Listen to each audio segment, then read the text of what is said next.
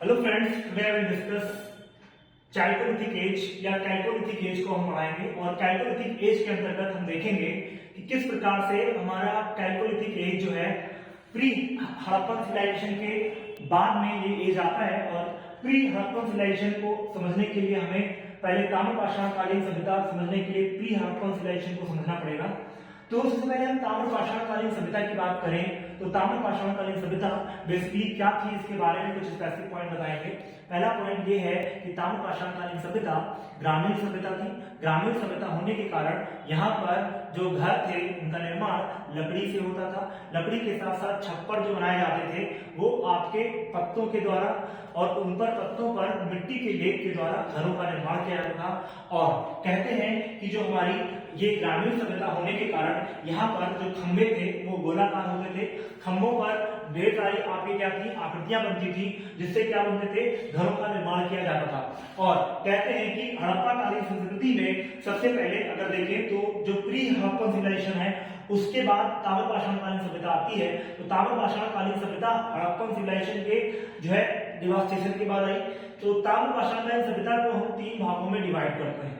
तीन भाग हमारे क्या हैं उसमें हम देखते हैं दक्षिण पूर्वी राजस्थान, पश्चिमी मध्य प्रदेश, पश्चिमी महाराष्ट्र। अगर यहाँ पर हम देखें तो एमपी का जो हमारा ऐसा भाग है वेस्टर्न पार्ट है और ये राजस्थान का हमारा साउथ ईस्ट पॉइंट है और ये हमारा महाराष्ट्र का जो है वेस्टर्न पॉइंट है। यहाँ पर आपका इन सब एरियाज में कौन सी सभ्यता का डेवलपमेंट होगा, वो सभ्यता आपकी होगी जिसको अपन कहेंगे ताम्रपाषाण कालीन सभ्यता। अगर हम देखें दक्षिण पूर्वी राजस्थान क्षेत्र में आहार संस्कृति के नाम से जानते हैं संस्कृति और बना संस्कृति। कहते हैं आहार संस्कृति 2000 से लेकर के 1400 बीसी के बीच में इसका जो है क्या होता है आपका एक्सपेंशन है। और बनास संस्कृति जो कि बनास रिवर के किनारे डेवलप हुई, इसीलिए इसको बनास संस्कृति के नाम से भी जानते हैं। यहाँ पर तीन पॉइंट आपको देखने को मिले हैं, एक आहार है, दूसरा गिलुंद है, तीसरा बालाथल है। अगर बात हम आहार की बात करें तो यहाँ से अत्यधिक जो है क्या कहते हैं आपके उपकरण प्राप्त हुए हैं। और किसके उपकरण प्राप्त हुए हैं, वो बेसिकली आपके उपकरण प्राप्त हुए हैं जाकर के जिसको अपन कहते हैं जो उपकरण है वो प्राप्त हुए हैं जो है तांबे के, इसलिए इसको ताम्रवती के नाम से जानते हैं, यानी तांबे की नगरी के नाम से जानते हैं।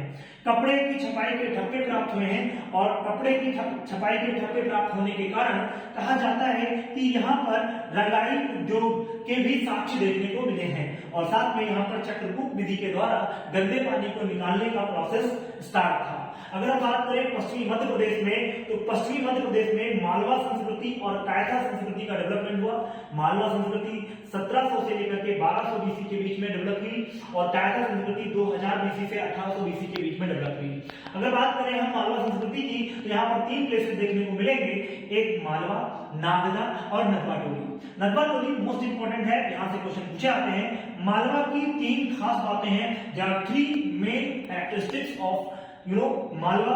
तो मालवा संस्कृति मालवा कल्चर में अगर देखें तो तीन फेमस चीजें क्या हैं, उत्कृष्ट कोटि के मृदभांडों का निर्माण हुआ, यानी यहाँ पर उत्कृष्ट कोटि के मृदभांड पाए गए। चरखा और तकली का कॉन्सेप्ट यहाँ पर देखने को मिलता है। वृषण या षाण की पूजा, बुल का जो पूजा है वो आपको यहाँ पर देखने को मिलता है। नदवा टोली में दो इंपॉर्टेंट पॉइंट हैं जो पीसीएस एग्जाम में नदवा टोली से बहुत बार एग्जाम में आया है, आईएएस में भी क्वेश्चन पूछा गया है और एआरओ में भी क्वेश्चन पूछा गया है कि नदवा टोली के बारे में पॉइंट पूछा जाता है कि नदवा टोली बेसिकली कहाँ है, तो वो आपकी जो है आपके मालवा संस्कृति का पार्ट है।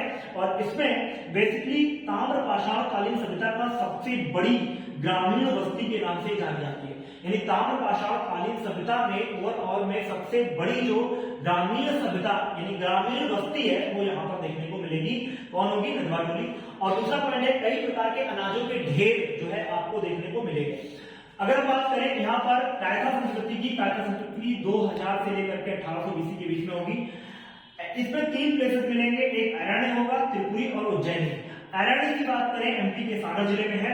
एक बार एमपी पीसीएस में क्वेश्चन पूछा कि अरण्य कहाँ है, तो मध्य प्रदेश के सागर जिले में, त्रिपुरी फिर उज्जैनी।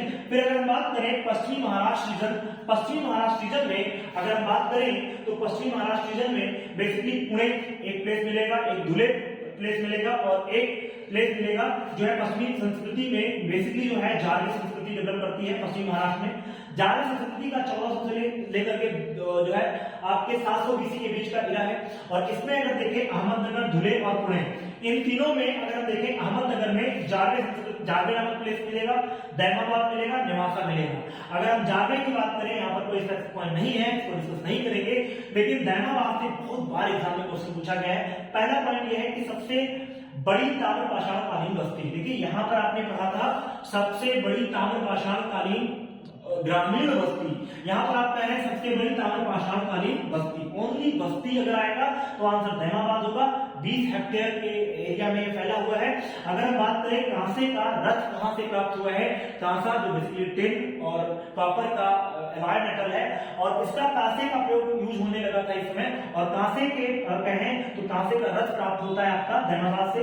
और अगर बात करें दैमाबाद से, एक इंपॉर्टेंट पॉइंट है, इंडस वैली सिविलाइजेशन का सबसे साउथेस्ट पॉइंट, ये आपका साउथेस्ट अगर कह सकते हैं जो आपकी साइड थी वो कौन थी, दैमाबाद। यानी इसमें अगर हम देखें इंडस वैली सिविलाइजेशन यहां पर डेवलप थी, और यहां पर आपका सबसे साउथ में पॉइंट ये पड़ेगा महाराष्ट्र का, जिसको अपन क्या कहेंगे, दैमाबाद। अब अगर हम देखें तो आगे अगर बढ़ जाएं तो आगे हम देखेंगे कुछ चीजों को, जो इंपॉर्टेंट चीजें हैं।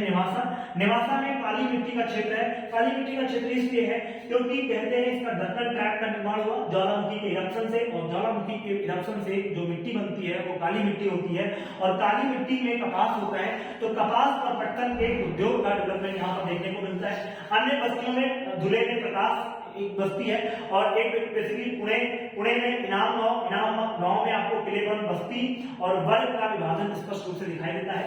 वर्गों का विभाजन चंदौली, सोनगांव और नासिक। अगर हम बात करें यहाँ पर कायथा संस्कृति की, तो कायथा संस्कृति को कपित्ता संस्कृति के नाम से जाना जाता है। महान ज्योतिषाचार्य खगोलशास्त्री गणितज्ञ इब्राहिम मीर का जन्म स्थान माना जाता है, जो उज्जैन से लगभग 20 किलोमीटर दूर है।